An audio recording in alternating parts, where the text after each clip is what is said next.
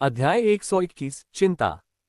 Inspector Fang के पास अब तियानयुन से बचने का कोई रास्ता नहीं है, यहां तक कि अंगरक्षक के रूप में साथ चलने वाला सबसे शक्तिशाली व्यक्ति भी पहले ही मर चुका है। इंस्पेक्टर जी भी एक ही गोली में मर चुका है। इंस्पेक्टर फैंग जैसे कम कल्टीवेटर वाला कोई व्यक्ति तियानयुन का विरोधी कैसे हो सकता है? हम किसी से कुछ नहीं कहेंगे। इंस्पेक्टर फैंग ने तियानयुन की हत्या की आभा से कांपते हुए कहा। अब तुम किस बारे में बात कर रहे हो? क्या तुम कृपया एक बार समझ सकते हो? मेरा समय बर्बाद करना बंद करो। तियानयुन ने दया के लिए उनके कृत्य को अनदेखा कर दिया और उनकी दिशा में चलना शुरू कर दिया। तियानयुन को देखकर वे दोनों पहले से कहीं अधिक डर गए और ज़ैड पैलेस से भागने लगे, लेकिन इससे पहले कि वे कमरे से बाहर निकल सकें, तियानयुन ने अपने अवशोषित सितारों की महान तकनीक का उपयोग करके उनमें से प्रत्येक को अपनी हथेली में चूस लिया। कुछ ही सेकंड में वे दोनों खाली हो जाते हैं, लेकिन वे अभी तक मरे नहीं हैं। उन्हें उन दोनों से कुल मिलाकर लगभग 700.000 अनुभव प्राप्त हुआ। यह उन्हें तुरंत मार डालने से कहीं ज्यादा है। इंस्पेक्टर फैंग ने कहा, प्रोफाउंड एज योर मैंशन तुम्हें जाने नहीं देगा। वह पहले से ही मम्मी की तरह दिख रहा था। तियानयुन ने आह भरी, मैंने तुमसे पहले ही कहा था, अगर मैं मुसीबत नहीं मांगता तो प्रोफाउंड एज योर मैंशन मुझे परेशान नहीं करेगा। बदले में अगर वे ऐसा करते तो मैं खुशी खुशी उनके पास आता। तियानयुन ने दोनों मृतप्राय लोगों से ठंडे स्वर में कहा। उसने अपनी लकी आभा को सक्रिय किया और उन्हें तुरंत मार डाला। डिंग। प्रोफाउंड एज योर मैंशन के इंस्पेक्टर फैंग को सफलतापूर्वक मार डाला। इनाम 160,000 अनुभव अंक, 3,600 क्रेजी अंक, transforming heaven palm martial art, netherworld step तकनीक। Ding. Profound as your mansion के अधिकारी झांग को सफलतापूर्वक मार गिराया। इनाम 160,000 अनुभव अंक, 3,600 क्रेजी अंक, transforming heaven palm martial art, netherworld step तकनीक, 1x हेवन प्राचीन भाला, 1x drop in clouds boots. Tianyun ने देखा कि वे एक ही मार्शल आर्ट छोड़ रहे हैं, लेकिन फिर भी यह अभी भी पृथ्वी स्तर की मार्शल आर्ट है, इसलिए वह शिकायत नहीं कर सकता। वह इसे हमेशा क्रेजी पॉइंट्स के लिए बेच सकता है। वह निराश भी होता है क्योंकि वह ये भी देखता है कि लकी ऑरा के प्रभाव के बावजूद भी वह अभी भी उन सभी संभावना आइटम इनाम को प्राप्त नहीं कर सकता है जो उसे उन्हें मारने के लिए मिल सकते थे।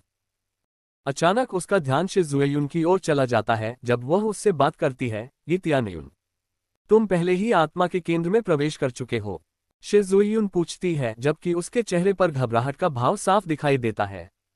वह अभी भी तियानयुन द्वारा एल्डर वेई को आसानी से नीचे गिराए जाने को देखकर सदमे में थी। वास्तव में शिज़ुएयुन के अलावा बाकी सभी के मन में भी यही सवाल है। वे तियानयुन की अमानवीय साधना गति से चकित हैं।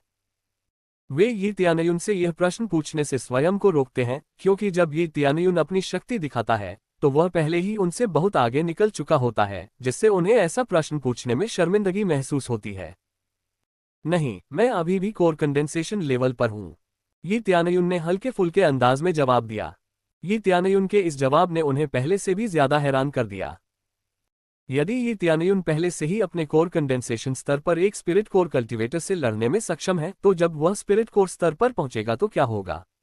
तियानयुन को देखते ही उनके दिमाग में इस तरह के सवाल उठने लगते हैं। उन्हें तियानयुन से एक नए तरह का सम्मान मिलता है जो कि भयावह है।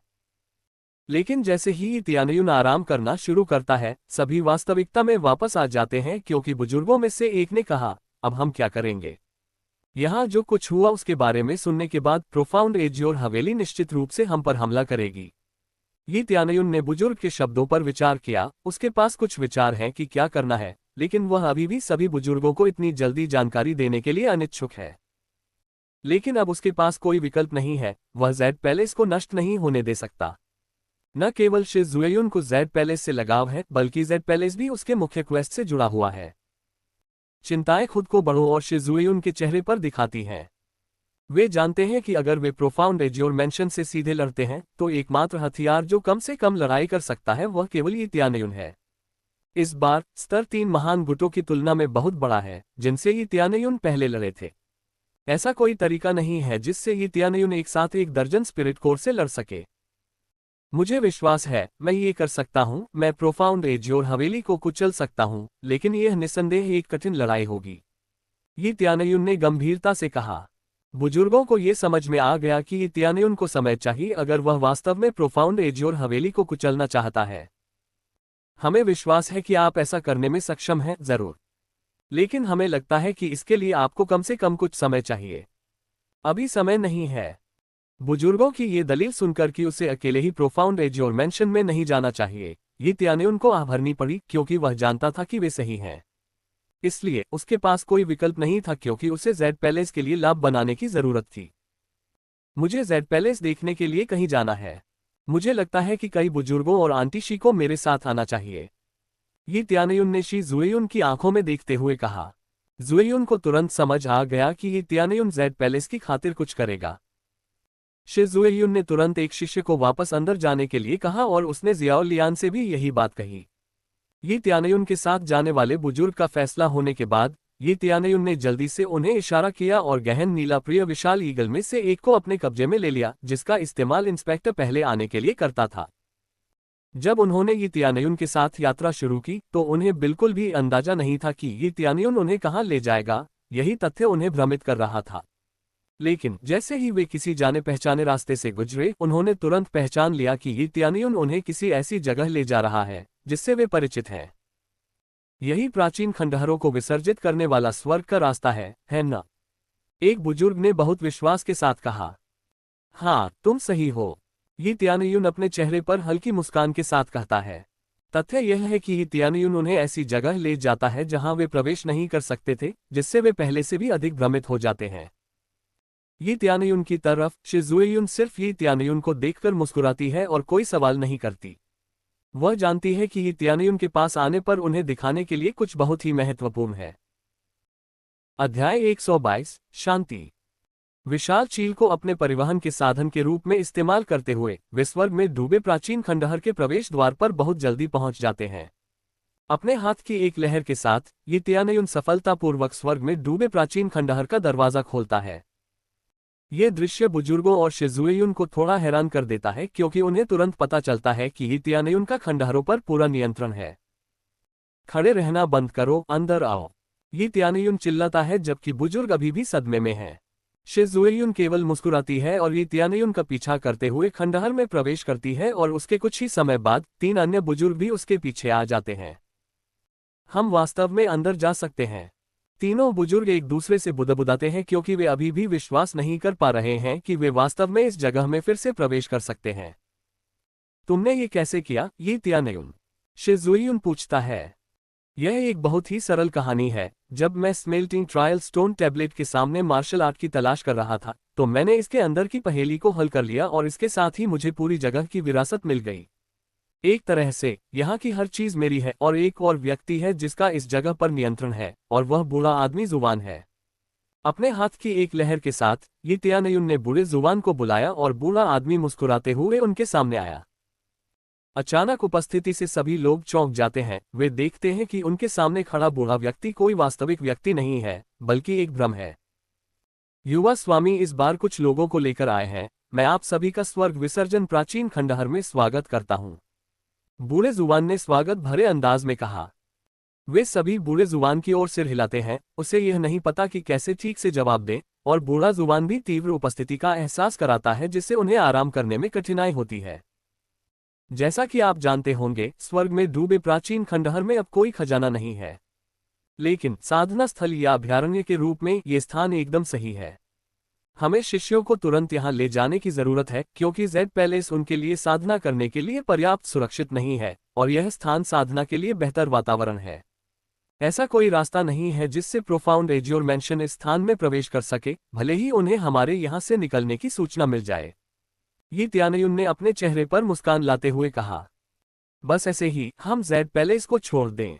यह एक कठिन विकल्प है, हमें निर्णय लेने के लिए बहुत स्पष्ट रूप से सोचना होगा। शिजुएयुन ने चुप्पी तोड़ते हुए कहा। थोड़ी देर बाद सभी बुजुर्ग उस निष्कर्ष पर पहुंचते हैं जिसकी उन्हें जरूरत थी। वे सभी इस जगह को प्रोफाउंड एज्योर हवेली के खिलाफ एक किले के रूप में इस्तेमाल करने के लिए सहमत हुए, बजाय इसके कि इसे नष्ट कर दिया जाए। वे कभी भी प्रोफाउंड एज्योर मैंशन के सामने आत्मसमर्पण करने के लिए सहमत नहीं होंगे। अगर वे ऐसा करते हैं तो जेड पैलेस खत्म हो जाएगा। इस तरह की चीजों से समझौता करना हार मानने के अलावा और कुछ नहीं है।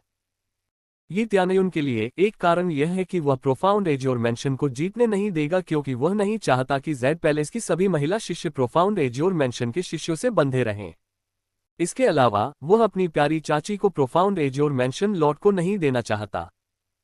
यहाँ चिंता करने की कोई बात नहीं है, मेरी अनुमति के अलावा इस जगह में प्रवेश करने का कोई और तरीका नहीं है, और इस जगह के वातावरण में शिष्य बेहतर दक्षता के साथ साधना कर सकता है, ये त्यानयुन ने कहा। और शी जुएयुन ने जल्दी से कहा, जब हमारी ताकत पर्याप्त हो जाएगी तो हम निश्चित रूप से बाहर आएंगे और उस समय कोई भी तरीका नहीं होगा जिससे वे हमें नीचा दिखा सकें। इस बार उनके पास प्रोफाउंड एज्योर मैंशन से लड़ने का कोई रास्ता नहीं है, ये त्यानयुन अकेले सभी का बचाव करने में सक्षम नहीं होगा। बुजुर्ग निश्चित रूप से ये भी समझते हैं उन्हें अपने और जेड पैलेस के लिए मजबूत होने की जरूरत है। अब हमारे लिए सबसे अच्छा यही है कि हम जेड पैलेस के शिष्य को यहाँ रहने के लिए जगह दें और सुनिश्चित करें कि हमें जो कुछ चाहिए वह कुछ हफ्तों के लिए पर्याप्त हो, शी जुएयुन ने आत्मविश्वास से कहा। सभी बुजुर्गों ने जल्दी से सिर हिलाया और बहुत देर होने से पहले पूरे शिष्य को समायोजित करने के लिए खुद को तैयार किया। चाची, मुझे कुछ देर के लिए कहीं जाना है, ये त्यानयुन ने शी जुएयुन से कहा क्योंकि वह पहले ही वह कह चुका था जो उसे दूसरों से कहना था। कहाँ जाएं? शी जुएयुन चौंका क्योंकि प्रोफाउंड एज्योर हवेली कभी भी हमला करने के लिए तैयार थी, ये त्यानयुन अभी भी बाहर जाने का जोखिम उठा रहा था। मुझे अभी भी नहीं पता, लेकिन मैं यहाँ नहीं रह सकता, मैं यहाँ आगे नहीं बढ़ सकता, ये त्यानयुन ने बहुत आत्मविश्वास से कहा। स्वर्ग में प्राचीन खंडहरों को विसर्जित करना अच्छा है, लेकिन वह इस जगह में अनुभव को अवशोषित नहीं कर सकता, अन्यथा ये जगह टिक नहीं पाती। पिछली बार जब वह अपनी अवशोषित सितारों की महान तकनीक का उपयोग करता है तो ये जगह रहने के कगार पर एक पुराने घर की तरह हिल जाती है। प्राचीन खंडहरों को डुबोने वाले स्वर्गों की महान सरणी कुछ हद तक टूट गई है, उसके वर्तमान स्तर पर ऐसा कोई तरीका नहीं है जिससे वह इसे ठीक कर सके। इसे ठीक करने पर विचार करने के लिए उसे कम से कम दिव्य रून मास्टर स्तर पर होना चाहिए।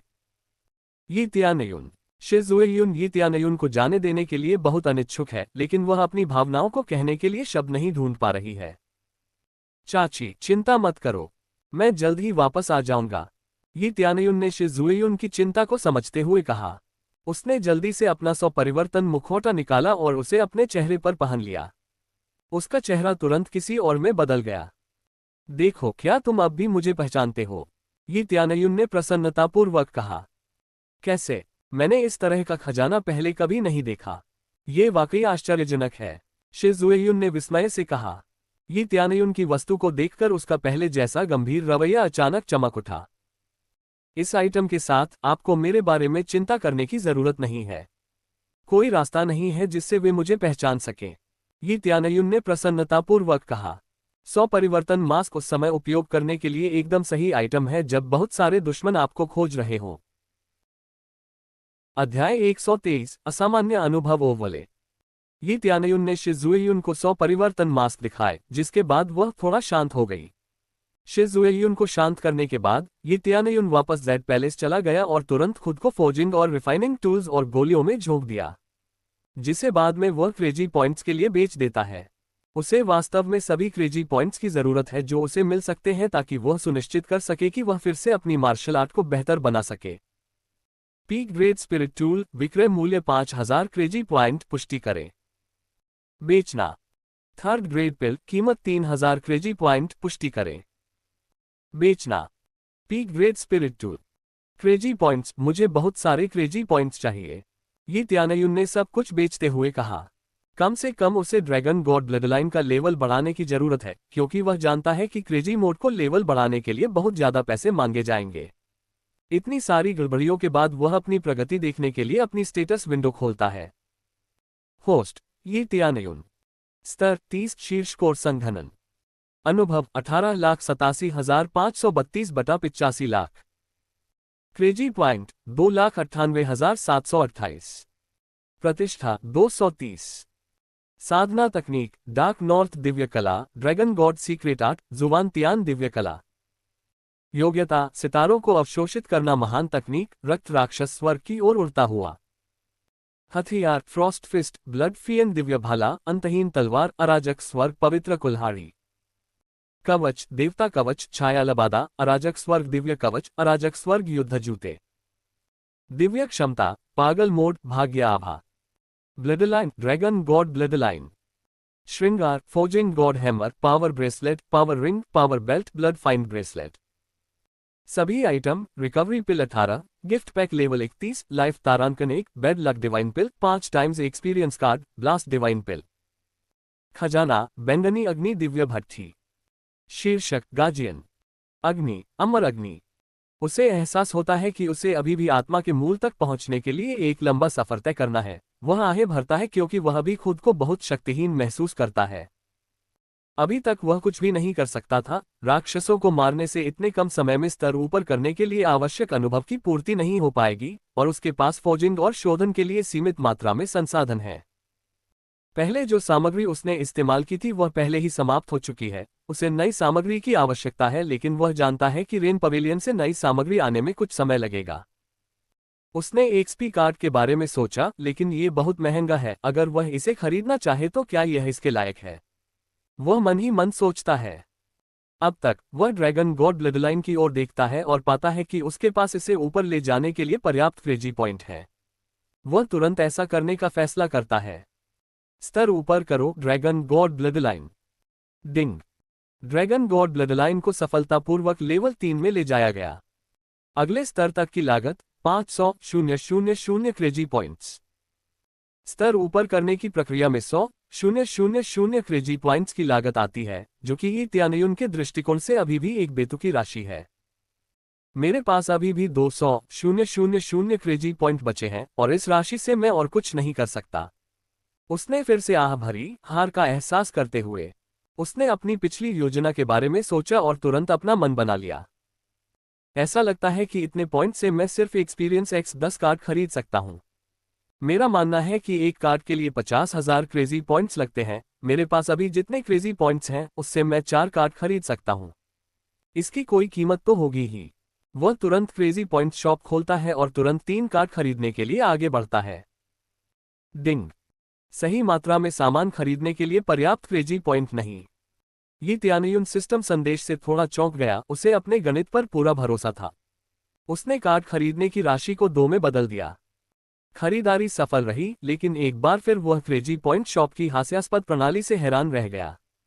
पहले 10 टाइम्स एक्सपीरियंस कार्ड के लिए 50,000 खर्च करने पड़ते थे, लेकिन अब 150,000 क्रेजी पॉइंट्स खर्च करने पड़ते हैं। यह क्या बकवास है? यह एक धोखा है। यह उचित नहीं है।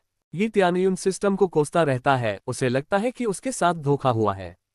वह स्पष्टीकरण के लिए सिस्टम की जांच करता रहता है और उसे तुरंत कार्ड में विस्तृत जानकारी मिल जाती है।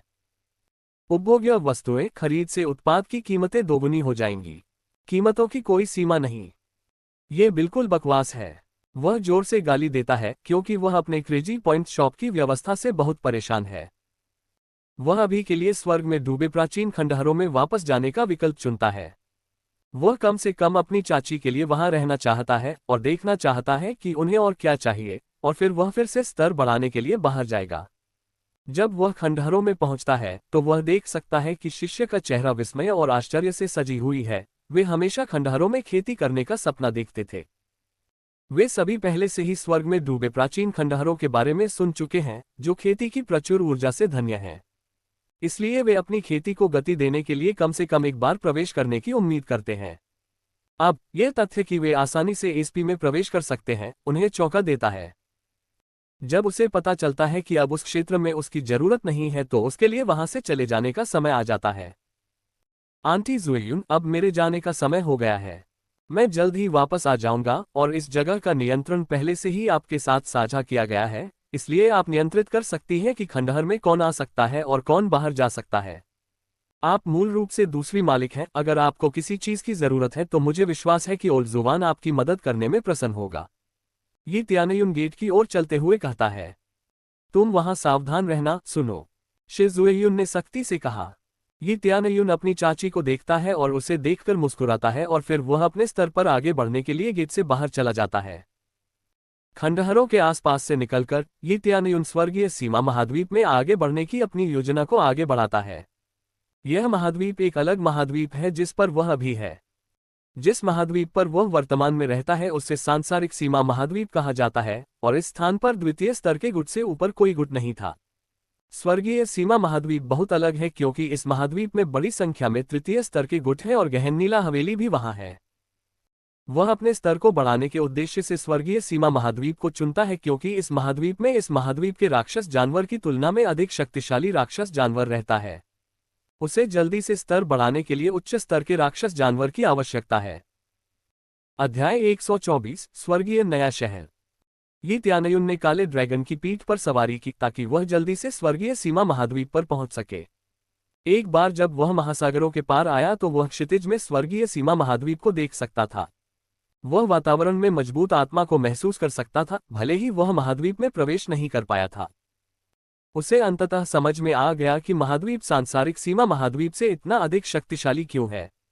एक तरह से आमतौर पर लोग नाव का उपयोग करके स्वर्गीय सीमा महाद्वीप पर जाते हैं, क्योंकि उड़ने वाला वाहन बहुत दुर्लभ है और सामान्य रूप से कौशल के साथ उड़ान भरना उच्च साधना स्तर पर बहुत आगे बढ़ गया है।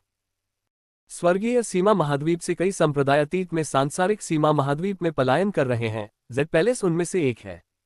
ऐसा स्वर्गीय सीमा महाद्वीप में उच्च प्रतिस्पर्धी माहौल के कारण हुआ।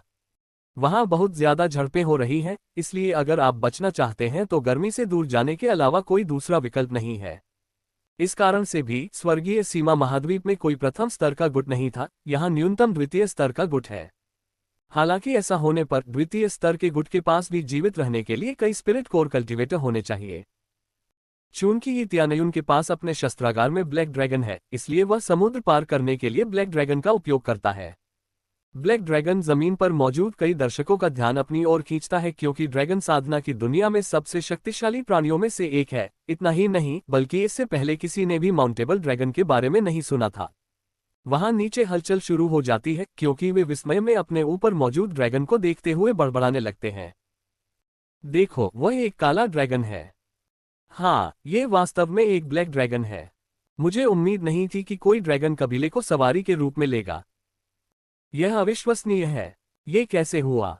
इस पर सवार व्यक्ति बहुत युवा प्रतीत होता है। उन्होंने एक दूसरे से कहा।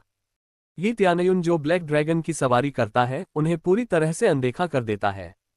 वह जानता है कि ड्रैगन दर्शकों को आकर्षित करेगा, लेकिन उसे परवाह नहीं थी। उसे जल्दी से स्वर्गीय सीमा महाद्वीप पर पहुंचना था। इस समय उसके पास दूसरों के बारे में सोचने का समय नहीं है।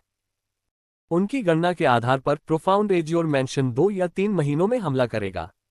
ऐसा तब होगा जब वे ये पता लगा सके कि जेड पैलेस पहले से ही स्वर्ग में डूबे प्राचीन खंडहरों में स्थानांतरित हो चुका है। लेकिन उसे बुरे के बारे में सोचने की जरूरत है, जिससे उसे इस महाद्वीप में अधिकतम 3 महीने तक खेती करने का समय मिल सके। स्वर्ग में डूबे प्राचीन खंडहरों की वर्तमान स्थिति को देखते हुए इसमें कोई संदेह नहीं है कि यदि उन्हें जेड पैलेस के खाली होने की सूचना मिल जाए तो प्रोफाउंड एज्योर मैंशन गेट को तोड़ने में सक्षम हो जाएगा। चूंकि वह 100 परिवर्तन मास्क पहनता है, इसलिए उसे अपनी असली पहचान उजागर करने से डरने की जरूरत नहीं है। जब वह महाद्वीप में उतरता है तो उसे इस क्षेत्र में आध्यात्मिक शक्ति की प्रचुरता महसूस होती है। कम से कम यहाँ सांसारिक सीमाओं के महाद्वीप की तुलना में 3 गुना अधिक आत्माएं हैं। इसमें कोई आश्चर्य की बात नहीं है कि इतने सारे लोग खेती के लिए इस महाद्वीप पर आना पसंद करते हैं। यहाँ खेती का माहौल बहुत बेहतर है, ये त्यानयुन ने खुद को आश्वस्त करते हुए कहा। किंतु चूंकि यहाँ स्वर्गीय सीमा महाद्वीप में बहुत सारे साधक रहते हैं, इसलिए यहाँ साधकों के बीच संघर्ष होना आम बात है। तुलनात्मक रूप से सांसारिक सीमा महाद्वीप यहाँ से ज्यादा शांत है। उतरने से पहले वह पहले ही देख लेता है कि उसे आगे कहाँ जाना है, और उसे तट से कुछ ही दूरी पर एक शहर दिखाई देता है। उसे पहले शहर में जाना होगा क्योंकि जानकारी प्राप्त करना महत्वपूर्ण है, और साथ ही उसे ये भी नहीं पता था कि दानव जानवर कहाँ होगा। इसलिए उसे शुरुआत के लिए बस इतना करना है कि उस जगह के बारे में सामान्य जानकारी जुटानी है। हालांकि वह हमेशा अनुभव की आवश्यकता को तेजी से पूरा करने के लिए दूसरों से लड़ सकता है, लेकिन वह ऐसा नहीं करना चाहता है। हालांकि उसने पहले से ही सांसारिक सीमाओं महाद्वीप में कई लोगों को मार डाला है, वह एक हत्यारा नहीं है। वह हत्या नहीं करना चाहता है अगर दूसरे व्यक्ति ने उसे उकसाया नहीं है। जल्द ही वह शहर के द्वार पर पहुंच जाता है और पहली बार शहर का नाम पढ़ता है। स्वर्गीय नया शहर। शहर का नाम गेट के ऊपर बड़े अक्षरों में उकेरा गया है। यह इस तथ्य को बताता है कि शहर को एक मजबूत व्यक्ति या गुट द्वारा नियंत्रित किया जाता है। कम से कम नेता तो स्पिरिट कोर ही होगा, अगर इससे ज्यादा नहीं। उसके बाद ये त्यानयुन गेट के सामने कतार में चला जाता है। वह देखता है कि गार्ड शहर में जाने के लिए टोल के रूप में कुछ सोना मांग रहा है। कुछ देर इंतजार करने के बाद वह आखिरकार इतना करीब पहुंच जाता है कि गार्ड अपनी जगह से बात करते हुए सुन सकता है। क्या तुम यहाँ नए हो? तुम्हें अंदर जाने के लिए 10 गोल्ड देने होंगे। उसके सामने खड़ा व्यक्ति उलझन में गार्ड की ओर देखने लगा। गार्ड ने आह भरी और अपनी उंगली उनके पास लगे साइन की ओर इशारा की। आप पढ़ नहीं सकते। यहाँ लिखा है कि आपको अंदर जाने के लिए 10 स्वर्ण का भुगतान करना होगा। साधक केवल संकेत को देखकर भौहें सिकोड़ता है और अनिच्छा से गार्ड के हाथ में 10 स्वर्ण दे देता है। जल्द ही ये त्यानयुन की बारी आई और उसने तुरंत प्रवेश सोना गार्ड की मेज पर रख दिया। सोने की वह मात्रा उसके लिए उतनी मूल्यवान नहीं है, क्योंकि वह जानता है कि यह सोना उसकी अपनी सुरक्षा और संरक्षण शुल्क है। शहर में एक नियम है, लड़ाई की अनुमति नहीं है। सुरक्षा शुल्क ये भी सुनिश्चित करता है कि शहर में हर किसी को किसी राक्षस जानवर का सामना न करना पड़े। इसके अलावा डकैती और ऐसी अन्य चीजों से भी सुरक्षा मिलती है। चूंकि यह स्वर्गीय नया शहर समुद्र के इतने करीब स्थित है, इसलिए इसमें कोई संदेह नहीं है कि यह स्थान सांसारिक सीमा महाद्वीप से आने वाले शुरुआती लोगों के लिए है। यह शहर ऐसा शहर माना जाता है जहां नए साधक सुरक्षित रूप से खेती कर सकते हैं, और फिर इस स्थान को आधार बनाकर वे हमेशा महाद्वीप की गहराई में जा सकते हैं जैसा कि वे उचित समझते हैं। अध्याय 125 स्टार पवेलियन। स्वर्गीय नए शहर में प्रवेश करने के बाद ये त्यानयुन ने खुद को हलचल भरी सड़कों के बीच में पाया। उनमें से ज्यादातर साधक हैं, हालांकि उनकी साधना उतनी अधिक नहीं है। तुलनात्मक रूप से कहें तो यहाँ ज्यादा सुरक्षित है, लेकिन बिना पैसे के यहाँ रहना असंभव है।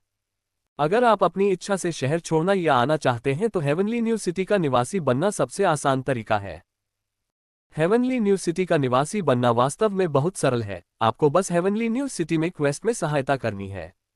उदाहरण के लिए स्पिरिट हर्ब चुनना, किसी राक्षस जानवर या यहाँ तक कि किसी वांछित अपराधी को मारना, और पूरा होने पर योगदान बिंदु अर्जित करना। एक निश्चित मात्रा में योगदान बिंदु जमा करने के बाद कोई व्यक्ति इसे आजीवन निवास और अन्य चीजों के लिए एक्सचेंज कर सकता है। यह मूल रूप से इस शहर की दूसरी मुद्रा है। पर्याप्त योगदान बिंदुओं के साथ कोई व्यक्ति इसे पृथ्वी स्तर की मार्शल आर्ट के लिए भी एक्सचेंज कर सकता है, लेकिन निश्चित रूप से बहुत अधिक मात्रा में योगदान बिंदु आवश्यक है। हालांकि ये त्यानयुन को इसकी परवाह नहीं है। अभी उसे जानकारी की जरूरत है। वह सीधे एक दुकान पर गया और सोने का एक टुकड़ा निकाला और सहजता से कहा, मुझे स्वर्गीय सीमा महाद्वीप का विवरण दो। जब दुकानदार ने सोना देखा तो उसकी आंखें चमक उठी। ठीक है, 1 मिनट।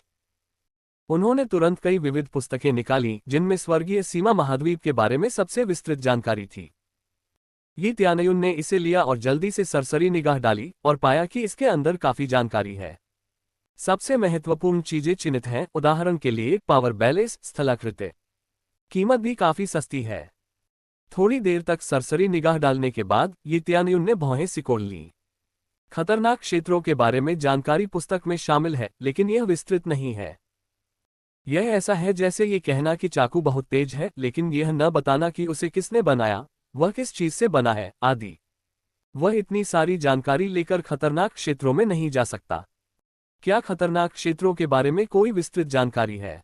ये त्यानयुन ने दुकानदार से पूछा।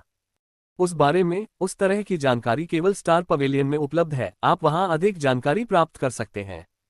दुकानदार ने अपने हाथों को बंद कर लिया और क्षमा प्रार्थी भाव से देखने लगा, क्योंकि ये त्यानयुन ने उसे 1 स्वर्ण दिया था जबकि पुस्तक की कीमत केवल 2 रजत थी।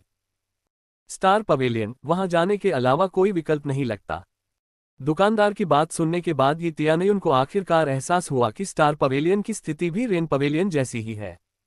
यहाँ बेचने के लिए कई तरह की चीजें हैं, जिनमें जानकारी भी शामिल है। यहाँ आप सब कुछ खरीद सकते हैं और साधक को संदेश भी दे सकते हैं, लेकिन निश्चित रूप से कुछ भी मुफ्त नहीं है। हर चीज की अपनी कीमत होती है। सही कीमत मिलने पर किसान वहां लगभग कुछ भी प्राप्त कर सकता है। स्टार पवेलियन की शाखाएं पूरे हेवनली बॉर्डर्स महाद्वीप में हैं, और यह इस महाद्वीप में काफी प्रभावशाली है, 3रे स्तर के गुट के बराबर, इसलिए कोई भी उनके साथ खिलवाड़ करने की हिम्मत नहीं करता। इस तरह के प्रभाव के साथ उन्होंने मंडप, शाखाएं और खजाना घर खोलने का फैसला किया, और उनकी प्रतिष्ठा के कारण व्यापार सुचारू रूप से चलता रहा। वह तुरंत स्टार पवेलियन के सामने मुड़ा और अपने सामने विशाल शिवालय को देखा। उसे देखकर वह आश्चर्यचकित रह गया। इसका कारण था इसकी सामग्री। गहरा लोहा। हाई ग्रेड स्पिरिट टूल बनाने के लिए इस्तेमाल की जाने वाली सामग्री का उपयोग पगोडा बनाने के लिए किया जाता है। न केवल स्वर्गीय नए शहर में बल्कि अन्य शहरों में भी स्टार मंडप के प्रतीक के रूप में। यह शिवालय लगभग एक किले जैसा है। कोई भी सामान्य साधक इसके दरवाजे को तोड़ नहीं पाएगा। Star pavilion. स्टार टावर क्यों नहीं? ये त्यानयुन ने हंसते हुए अंदर प्रवेश किया। जब वह अंदर गया तो पहरेदार उसे घूरने लगे। उनकी साधना का आधार 8वीं स्तर की आत्मा शोधन था, लेकिन बस इतना ही, वे बस घूरते रहे। प्रवेश करने के बाद वह कोर कंडेंसेशन विशेषज्ञ को घूमते हुए देख सकता है, शायद कोई दूसरा गार्ड। ये त्यानयुन मदद नहीं कर सका, लेकिन आहें भरता रहा और इस क्षेत्र में खेती का औसत स्तर अधिक है और खेती को नोटिस करना आसान है। मैं आपकी क्या मदद कर सकती हूँ? उसके बगल में बैठी महिला किसान ने मुस्कुराते हुए उसका अभिवादन किया। यहाँ आने वाले किसी भी अतिथि का स्वागत सबसे अच्छी मुस्कान के साथ किया जाएगा। उसकी साधना उच्च नहीं है, केवल द्वितीय स्तर की आत्मशोधन है। प्रथम स्तर के गुट में वह एक होनहार शिष्य बन सकती थी, लेकिन यहाँ केवल एक पोस्टगल के रूप में। यह क्षेत्रों के बीच का अंतर है।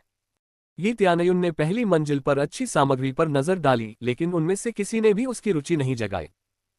मुझे जानकारी चाहिए, ये त्यानयुन ने अचानक कहा। हाँ, कृपया मेरे साथ आइए। महिला साधक उसे ऊपर तीसरी मंजिल पर ले गई और उसे सबसे अंदर वाले कमरे में ले गई। अंदर एक बूढ़ा आदमी था जिसकी आंखें बंद थीं, यहां तक कि जब दरवाजा खोला गया तब भी वह नहीं उठ रहा था। डीकन हुआंग, एक अतिथि आए हैं, महिला साधक ने फुसफुसाकर कहा। ये डीकन हुआंग जाग गया। जिस क्षण उसने अपनी आंखें खोली, उसने तुरंत अपनी नजरें ये त्यानयुन की ओर घुमाई और एक अच्छी नजर डालने के बाद मुस्कुराया। अच्छा लड़का, युवा और शांत, क्या ये स्टार पवेलियन में तुम्हारा पहला आगमन है? यह क्या है?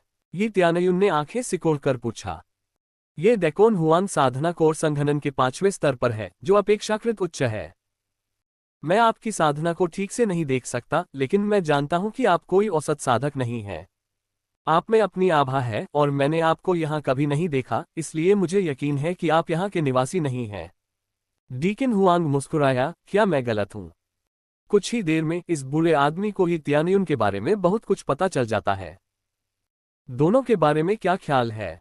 ये त्यानयुन ने सवाल को टालते हुए हल्के से मुस्कुराया। मैं जानकारी खरीदना चाहता हूँ। कोर कंडेंसेशन स्तर वाले कई दानव जानवरों से आबाद खतरनाक क्षेत्र कहाँ है? उसने बिना कुछ छिपाए सहजता से पूछा। ये त्यानयुन इस मामले को ऐसे ही देखता है। बूढ़ा आदमी कैसे जवाब देता है, यह उसका कोई काम नहीं है। अध्याय 126, शैतान सागर खतरनाक क्षेत्र। ये त्यानयुन को इस बात की परवाह नहीं है कि दूसरे क्या सोचते हैं। वैसे भी अब जब वह सांसारिक सीमाओं के महाद्वीप से बाहर है तो उसे अब स्वपरिवर्तन मास्क का उपयोग करने की आवश्यकता नहीं है। डीकन हुआंग ने उसकी ओर देखा। उसे जो कुछ उसने सुना था उस पर विश्वास करने में कठिनाई हो रही थी, जो बहुत स्पष्ट था। ऐसा लगता है कि हमारा दोस्त यहाँ राक्षस जानवर का शिकार करने जा रहा है। डीकन हुआंग की आंखें चमक उठी। ये त्यानयुन ने जो कहा वह वास्तव में उसकी दिलचस्पी जगाता है। मैं आपको वह जानकारी दे सकता हूं जिसकी आपको जरूरत है, लेकिन पहले मेरे पास दो विकल्प हैं। पहला, मैं आपको ये जानकारी मुफ्त में दूंगा जब तक आप अपने द्वारा मारे गए राक्षस जानवरों को हमें बेचते हैं, बेशक उचित मूल्य पर। दूसरा विकल्प यह है कि आप मुझसे 1000 सोने के लिए ये जानकारी खरीद सकते हैं। मैं व्यक्तिगत रूप से पहला विकल्प पसंद करता हूं। हम दोनों को इससे लाभ होगा, क्योंकि हमें सामग्री के लिए कुछ राक्षस जानवरों की जरूरत है और आप अधिक सोना कमा सकते हैं। कोई समस्या नहीं है, लेकिन सोने के बजाय क्या आप मुझे अपनी सामग्री से भुगतान कर सकते हैं? ये त्यानयुन उत्साहित है। ये व्यापार उसके लिए बहुत फायदेमंद है। सौदा। ये त्यानयुन के लिए यह एक पत्थर से दो पक्षियों को मारने जैसा है, क्योंकि इससे संबंधित अतिरिक्त खोज सामने आए और उन्होंने तुरंत इसे स्वीकार कर लिया। डिंग।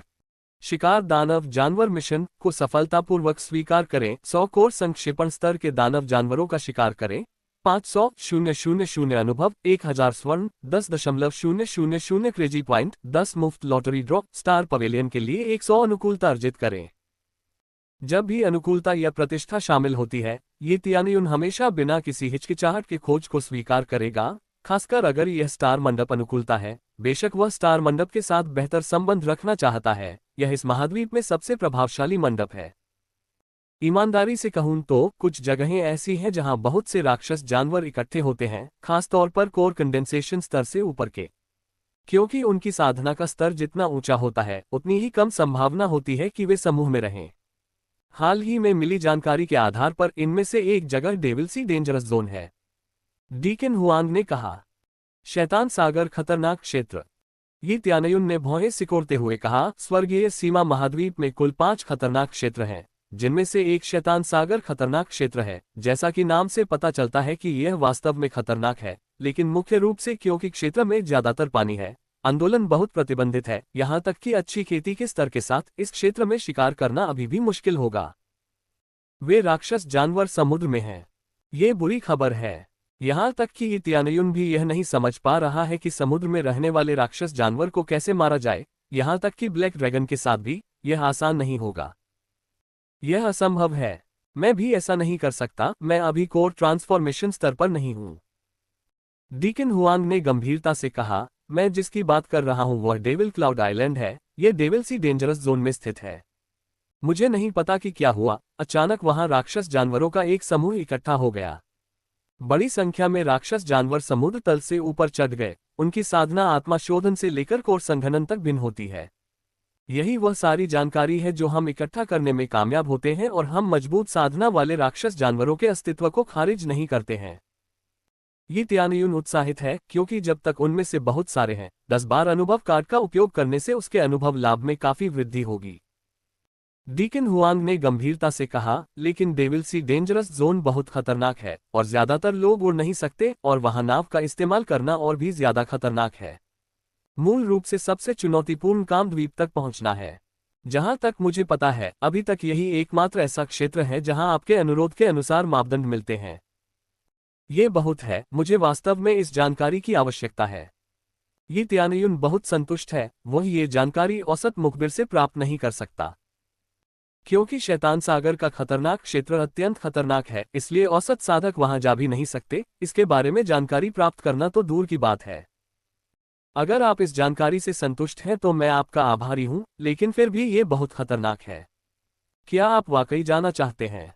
अगर आप सिर्फ राक्षस जानवरों का शिकार करना चाहते हैं तो मेरे पास दूसरी जगहें हैं। उनकी साधना का आधार ऊंचा है, लेकिन वे जगह जगह बिखरे हुए हैं। डीकन हुआंग ने प्रस्ताव दिया, लेकिन ये त्यानयुन को ऐसी जानकारी की कोई जरूरत नहीं है।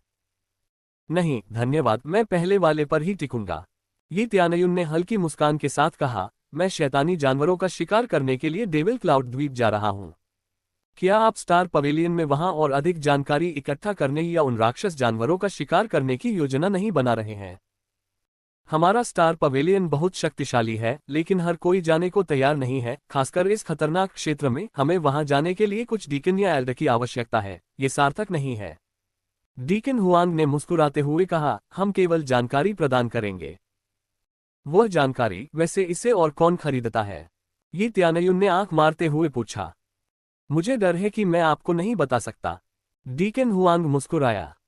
ये त्यानयुन भी मुस्कुराए और उस मामले के बारे में आगे पूछा। तो क्या हमें कुछ हस्ताक्षर करने की जरूरत है? ये त्यानयुन ने पूछा। नहीं, यह मामला पहले ही तय हो चुका है जब तुमने मेरे साथ सौदा किया था। तुमने जो राक्षसी जानवर मारे हैं वे हमें बेचे जाएंगे। तुम उसका एक हिस्सा रख सकते हो, लेकिन बाकी हमें बेचना होगा। अगर तुम हमारे समझौते का उल्लंघन करते हो तो तुम्हें स्टार पवेलियन के साथ कोई भी व्यापार करने से पूरी तरह प्रतिबंधित कर दिया जाएगा। डीकन हुआंग ने हल्की मुस्कान के साथ कहा, और उसका स्वर आत्मविश्वास से भरा हुआ था।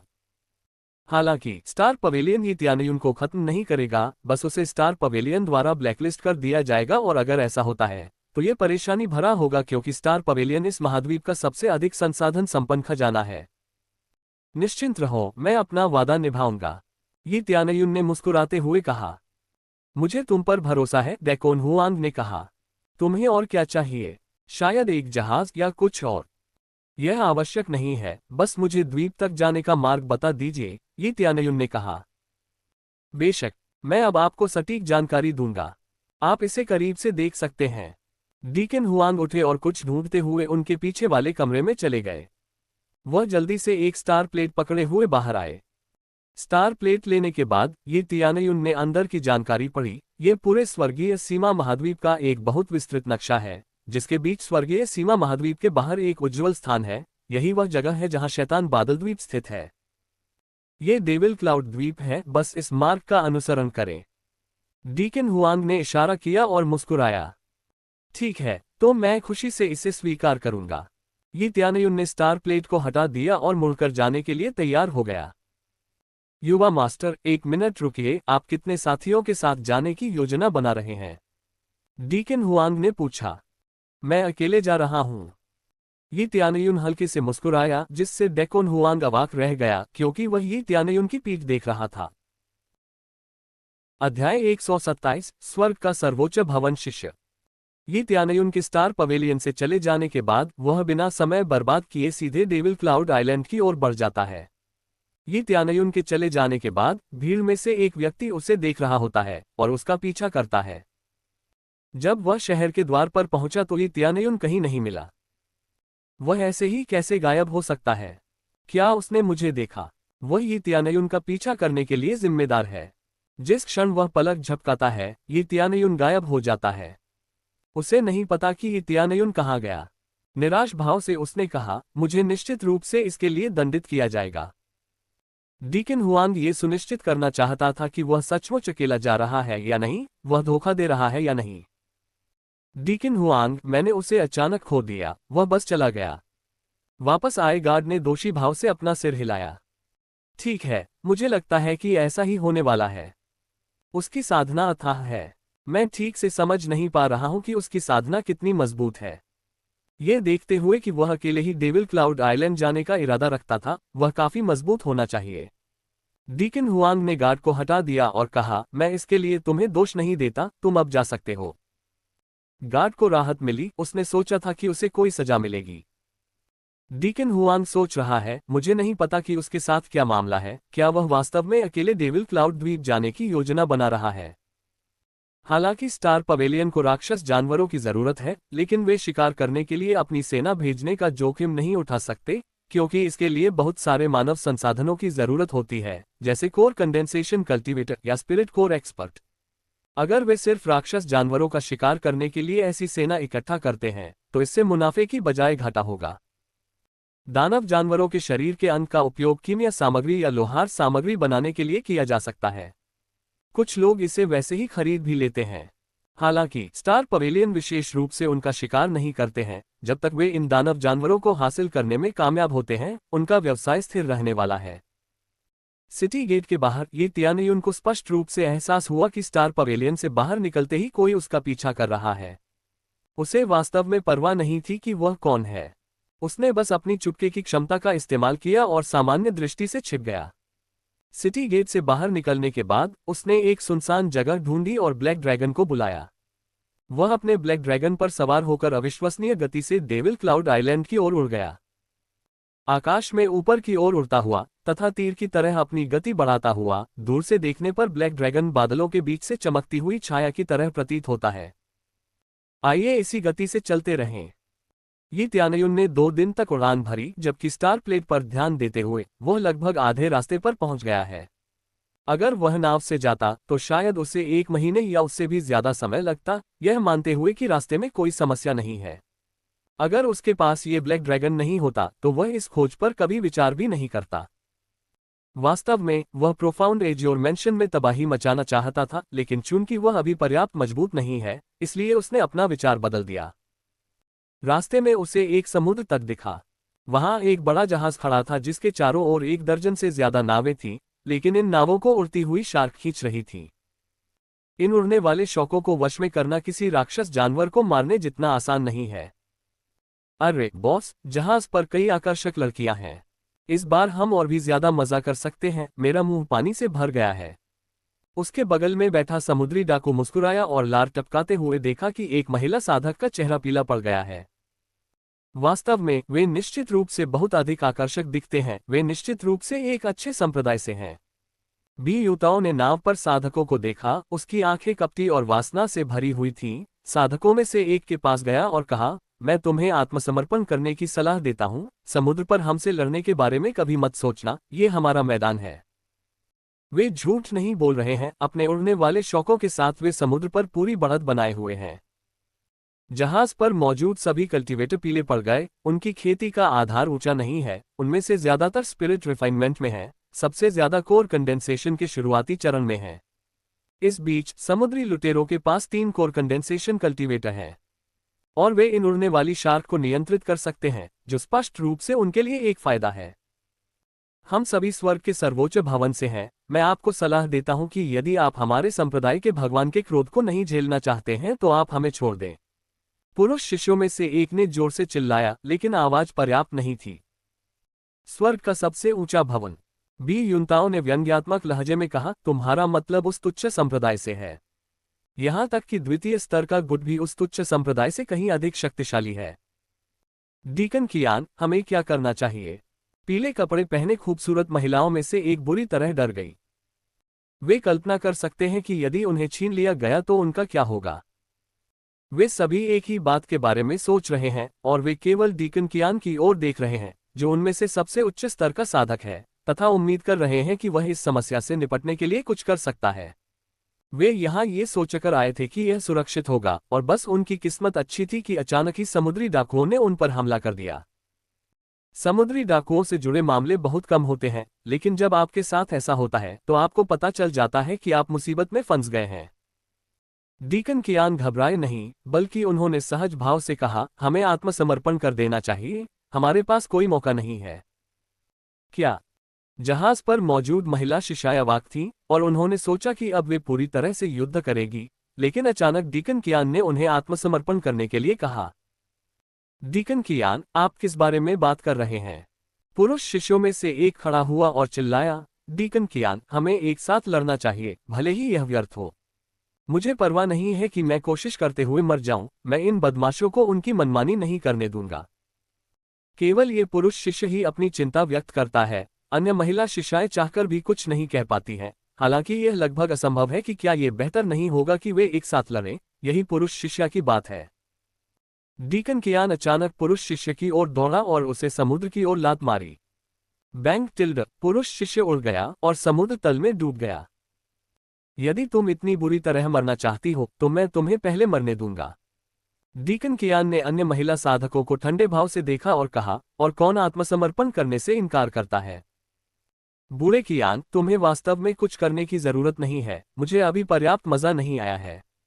बी युनताओ मुस्कुराए और बस हंस पड़े। जहाज पर मौजूद सभी साधक हैरान हैं, उन्हें उम्मीद नहीं थी कि उनका उपयाजक इन समुद्री डाकुओं के साथ मिला हुआ है। अध्याय 128, बचाव।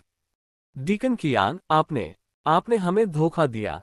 वे डीकन कियान को घूर रहे थे, पीले और शक्तिहीन। उन्होंने कभी नहीं सोचा था कि यह इस तरह से बदल जाएगा। डीकन कियान ने उनके चौंकने वाले भाव को देखा और तुरंत एक धूर्त और ठंडी मुस्कान के साथ कहा, स्वर्ग का शीर्ष भवन जल्द ही नष्ट हो जाएगा, बिना संसाधनों, प्रभाव और शक्ति के। अगर मैं वहां रहूं तो क्या मैं स्पिरिट कोर तक पहुंच सकता हूं? बिल्कुल नहीं, भाई बी का अनुसरण करना ज्यादा बेहतर है। इस समुद्र में, यहां तक कि प्रोफाउंड एज्योर मेंशन भी यहां आने की हिम्मत नहीं करेगा, ये पूरी तरह से सुरक्षित है। डीकन कियान ने खुद स्वीकार किया कि उसने समुद्री डाकुओं के साथ मिलीभगत की थी, जिससे जाहिर तौर पर स्वर्ग के शीर्ष हवेली के सभी शिष्य हैरान रह गए। लेकिन उसने जो कहा वह एक निर्विवाद सत्य है। स्वर्ग के शीर्ष हवेली में पिछले कुछ सालों में गिरावट आई है, ये दूसरे स्तर के गुट के बराबर भी नहीं है, और संसाधन समाप्त हो गए हैं। निश्चित रूप से कोर कंडेंसेशन साधकों के लिए एक अच्छा वातावरण नहीं है जो सफलता प्राप्त करना चाहते हैं। कोई आश्चर्य नहीं कि आपने अचानक हमारे साथ यात्रा करने का प्रस्ताव रखा, आपने ये सब पहले से ही योजना बनाकर रखा था।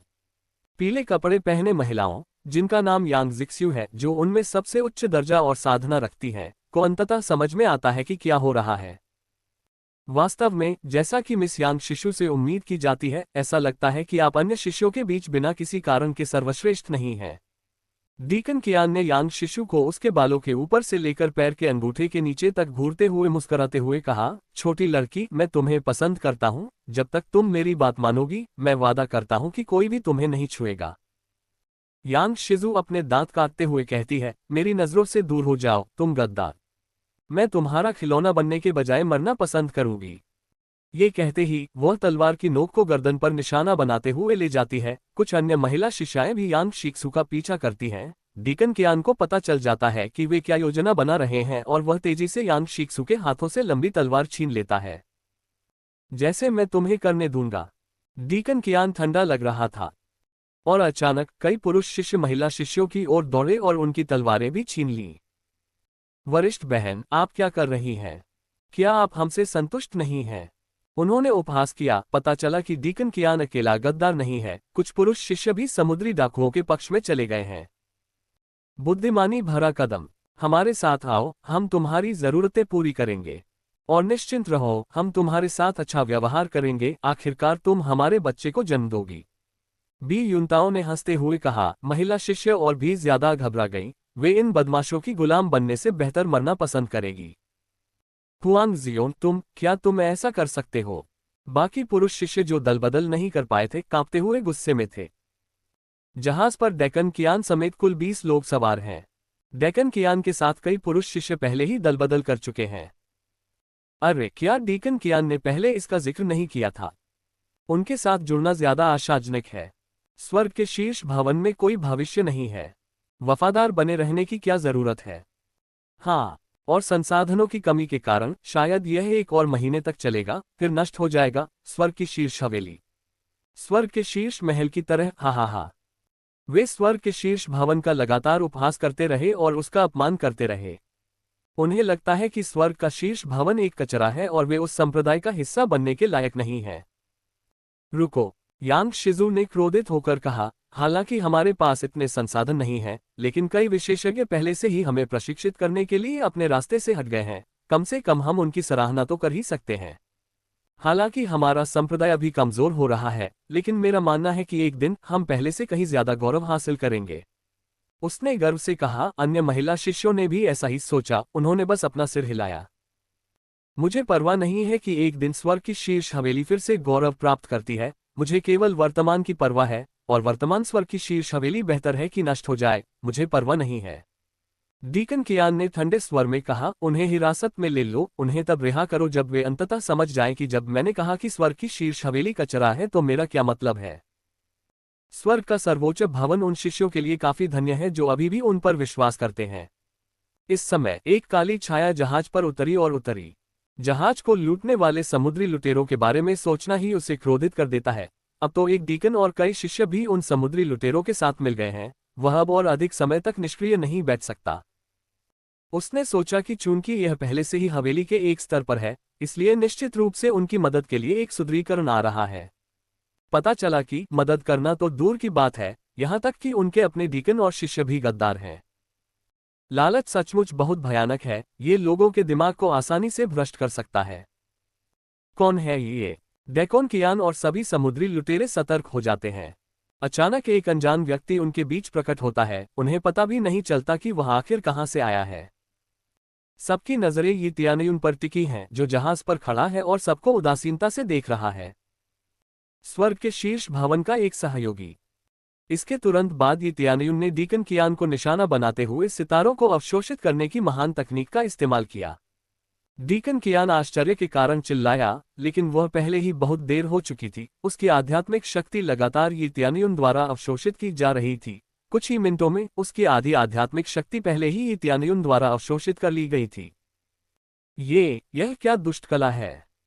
डीकन कियान ने ये तियानयुन के चंगुल से छूटने की कोशिश की, लेकिन उसका शरीर अब बिल्कुल भी हिल नहीं सकता। वह बस ये देख सकता था कि ये तियानयुन उसकी आध्यात्मिक शक्ति को कैसे अवशोषित करता रहता है। बाकी सभी लोग हैरान थे। जैसे ही वह प्रकट हुआ, उसने अकेले ही डीकन कियान को स्थिर करने में कामयाबी हासिल कर ली। तुम एक आसान शिकार हो, ये तियानयुन ने हल्के से मुस्कुराते हुए कहा।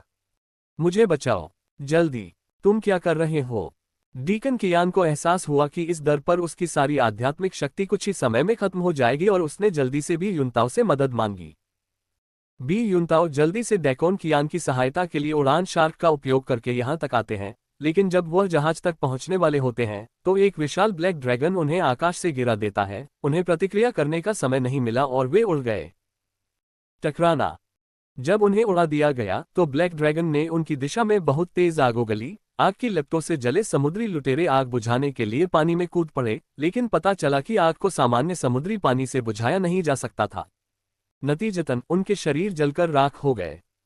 इस अचानक आए आपदा का सामना करते हुए बी युनताओ, बाकी चालक दल और गद्दार सभी कांप रहे हैं। क्या हो रहा है? यहां एक ब्लैक ड्रैगन कैसे आ गया? अध्याय 129 सामूहिक हत्या। काला ड्रैगन। बी युनताओ अपने सामने के दृश्य को देखकर चौंक गया। उन्हें कभी भी एक दिव्य जानवर का सामना करने की उम्मीद नहीं थी, ड्रैगन की तो बात ही छोड़िए। क्या तुम्हें ये पसंद है? ये तियानयुन ने मुस्कुराते हुए कहा। इस कचरे से छुटकारा पाओ, ये तियानयुन ने ब्लैक ड्रैगन से कहा। उन्हें आश्चर्य हुआ कि क्या ये तियानयुन ब्लैक ड्रैगन का मालिक है, लेकिन वे इसे साबित नहीं कर सकते क्योंकि ब्लैक ड्रैगन ने तुरंत दहाड़ लगाए और तेजी से अपने पंजे समुद्री डाकुओं की दिशा में काट दिए। पीछे हटो, बी युनताओ डर के मारे चिल्लाता है। वह जल्दी से पानी में कूद जाता है क्योंकि उसे लगता है कि पानी ही ड्रैगन से बचने का एकमात्र सुरक्षित स्थान है। लेकिन बी युनताओ की यह हरकत एक घातक गलती साबित हुई। ब्लैक ड्रैगन ने इतनी जोर से दहाड़ लगाई कि उसका मुंह तुरंत आग से भर गया। जैसे ही उन्होंने ड्रैगन के मुंह को आग से भरा हुआ देखा, आग की लपटें तुरंत बी युनताओ की दिशा में चली गईं। ड्रैगन ने पानी पर काली आग की लपटें दागी। ब्लैक ड्रैगन द्वारा सांसों का हमला खत्म करने के बाद ठीक उसी जगह पर बुलबुले फूटते देखे जा सकते हैं, और उसके कुछ ही देर बाद ड्रैगन के हमले से घायल हुए समुद्री लुटेरों के शव पूरी तरह से जले हुए और बेजान होकर सतह पर तैरने लगे। डिंग, बी युनताओ को सफलतापूर्वक मार डाला। पुरस्कार 48,000 अनुभव 2200 क्रेजी पॉइंट फ्लाइंग शार्क नियंत्रण पृथ्वी स्तरीय मार्शल आर्ट। डिंग, लियू यूचेन को सफलतापूर्वक मार डाला। पुरस्कार डिंग, ब्लैक ड्रैगन को द्वितीय स्तर के कोर कंडेंसेशन तक सफलतापूर्वक ले जाया गया। ब्लैक ड्रैगन को सफलतापूर्वक समतल किया गया है। बाकी समुद्री डाकू एक के बाद एक ब्लैक ड्रैगन के हाथों मारे गए, लेकिन उनमें से कुछ सफलतापूर्वक बच निकले। लेकिन ये तियानयुन को उन छोटे छोटे लोगों की परवाह नहीं है जो बच गए। वह समुद्री डाकुओं के सभी नेताओं को मारने के बारे में अधिक चिंतित है। स्वर्ग के शीर्ष हवेली के शिष्य जो दल बदल कर गए थे, वे इतने स्तब्ध थे कि वे कांप रहे थे। उन्हें अब अपने विश्वासघात पर पछतावा होने लगा है। वे नहीं जानते थे कि ये तियानयुन इतना मजबूत है। वे तुरंत जहाज से कूद गए। उन्हें एहसास हुआ कि ये तियानयुन के खिलाफ उनके पास कोई मौका नहीं है। लेकिन ब्लैक ड्रैगन उनसे बहुत तेज है। ब्लैक ड्रैगन तुरंत उन्हें वापस जहाज पर फेंक देता है और अचानक एक आवाज सुनाई देती है। भागने से पहले अपने डीकन से भी नहीं पूछा कितना ठंडा है, ये तियानयुन ने उनके निरर्थक संघर्ष का मजाक उड़ाते हुए कहा। ठीक है, अब सब कुछ खत्म हो गया है। आप उनकी सजा के बारे में क्या सोचते हैं? क्या हमें उन्हें यहीं मार देना चाहिए या फिर मेंशन लॉर्ड पर फैसला छोड़ देना चाहिए? ये तियानयुन ने पूछा कि इन गद्दारों के साथ क्या किया जाए।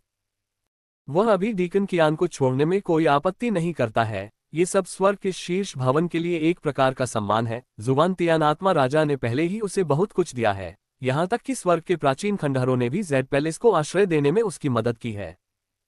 यांग शिक्सु ही एकमात्र ऐसा व्यक्ति था जो बहादुरी से खड़ा था और ये तियानयुन और उसके ब्लैक ड्रैगन की ओर बढ़ा। सभी गद्दारों को ये तियानयुन ने तुरंत नहीं मारा। वे फर्श पर पड़े रहे, संघर्ष करने की सारी इच्छा खो बैठे। यांग जिक्सुन ने ये तियानयुन को देखा और पूछा, क्या आप स्वर्ग के शीर्ष भवन के सहयोगी हैं? उसने अपनी आवाज में थोड़ी कांपते हुए पूछा। स्पष्ट रूप से वह अभी भी ये तियानयुन से थोड़ा डरी हुई थी। संक्षेप में, हाँ, मैं स्वर्ग के शीर्ष हवेली का सहयोगी हूँ। ये तियानयुन को अभी अपनी कहानी का पक्ष समझाना नहीं आता। उसने अभी के लिए उनसे सहमत होना चुना। उसे अभी भी पहले कुछ काम करने हैं, लेकिन वह बाद में उनसे मिलने का मन बना लेता है। अगर मैं अनुमति दूं तो क्या तुम हमारे साथ स्वर्ग के शीर्ष भवन में चलोगी? मुझे यकीन है कि अभी गद्दार से निपटने में तुम्हारी मदद से भवन स्वामी द्वारा बहुत बड़ा इनाम दिया जाएगा। यांग जिक्सु ने उम्मीद जताते हुए कहा कि ये तियानयुन उसके निमंत्रण पर सहमत हो जाएगा। मैं अब ऐसा नहीं कर सकता, मुझे अभी भी कुछ काम करना है। आप सभी को अब जल्दी से वापस जाने की जरूरत है। अगर आप इस जगह पर और ज्यादा समय तक रहे तो कोई नहीं बता सकता कि आपका क्या सामना होगा। अब इस क्षेत्र में कोई और समुद्री डाकू नहीं होना चाहिए, इसलिए आप सुरक्षित वापस आ सकते हैं। वापस जाओ और अपने महल के स्वामी को मेरा अभिवादन भेजो। आपके दृढ़ संकल्प के साथ स्वर्ग का शीर्ष महल निश्चित रूप से अपना गौरव वापस पा लेगा। बहुत धन्यवाद सीनियर, यांग जिक्सु ने ये तियानयुन से उत्साह से कहा। वह खुश है कि अभी भी कोई है जो स्वर्ग के शीर्ष भवन में विश्वास करता है। जब आप स्वर्ग के शीर्ष भवन में आएंगे तो हम निश्चित रूप से आपका कर्ज चुकाएंगे। वह ये तियानयुन के अपने ब्लैक ड्रैगन पर सवार होने से ठीक पहले कहती है। जरूर, मैं बाद में आऊंगा, ये तियानयुन ने हाथ हिलाते हुए कहा। एक बार जब वह ब्लैक ड्रैगन के पीछे पहुंच जाता है तो वह कहता है, मैं तुम्हें फिर से देखने के लिए उत्सुक हूं। मुझे यकीन है कि जब हम एक दूसरे को फिर से देखेंगे तो मैं तुमसे बहुत सारी अच्छी चीजों की उम्मीद कर सकता हूं। ऐसा कहने के बाद वह तुरंत अपने ब्लैक ड्रैगन के साथ डेविल क्लाउड द्वीप के लिए रवाना हो जाता है। वरिष्ठ बहन यांग, आपने कहा कि वह व्यक्ति अभी भी युवा है। वह अपनी उम्र में साधना के उस स्तर तक कैसे पहुंच सकता है? साथ ही वह काला ड्रैगन एक सवारी के रूप में। वह बहुत अद्भुत है। वह हमारे स्वर्ग के शीर्ष भवन से कैसे परिचित हो सकता है? कनिष्ठ शिष्यों में से एक ने विस्मय से यांग जिक्सू से कहा। मैं खुद उसे नहीं जानती, लेकिन अगर कोई है जो हमारे स्वर्ग के शीर्ष भवन की मदद कर सकता है, तो मुझे विश्वास है कि वह व्यक्ति वही है। यांग जिक्सू ने आत्मविश्वास से जवाब दिया। उसने तुरंत क्षितिज पर अपनी लालसा भरी नजर से ध्यान हटा लिया और अपना ध्यान उन गद्दारों पर केंद्रित कर दिया जो पहले से ही एक साथ बंधे हुए थे। उन सभी को हवेली के भगवान के महल में ले जाओ।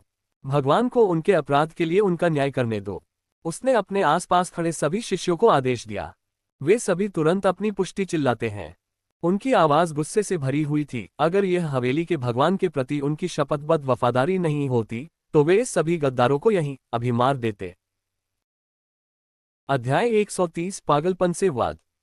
ये त्यानयुन को कभी भी यह उम्मीद नहीं थी कि वह डेविल क्लाउड आइलैंड के रास्ते में हेवनस्टॉप मैंशन से भिड़ेगा। उसे यकीनन समुद्र के बीच में उन्हें बचाने की उम्मीद नहीं थी, लेकिन अगर वहां नीचे वाला हेवनस्टॉप मैंशन से नहीं भी होता तो भी वह उनकी मदद करने की कोशिश करता। कम से कम उसे पता था कि उस स्थिति में कौन सही था और कौन गलत। डिंग। सफलतापूर्वक उपलब्धि पूरी करना किसी की जान बचाना 7 मंजिल का शिवालय बनाने से अधिक प्रतिष्ठित है। पुरस्कार उद्धारकर्ता शीर्षक स्थायी रूप से 200 प्रतिष्ठान बढ़ाएं। सिस्टम संदेश पॉपअप हुआ जिससे उसे पता चला कि उसने एक छिपी हुई उपलब्धि पूरी कर ली है। इस शीर्षक का प्रभाव बहुत बढ़िया था। अन्य कवच और सामान से लैस होने की कोई जरूरत नहीं थी। उसे ऐसे ही एक स्थायी बफ मिलता है। मैंने कभी नहीं सोचा था कि मैं इतनी आसानी से उद्धारकर्ता बन जाऊंगा। यह उन सभी लोगों का परिणाम होगा जिनकी मैंने अब तक मदद की है। ये त्यानयुन ने मन ही मन सोचा। उसके चेहरे पर यह आत्मसंतुष्टि थी। जब उसने शीर्षक को अच्छी तरह से जांचा, तो उसने देखा कि यह शीर्षक संरक्षक शीर्षक से अलग है।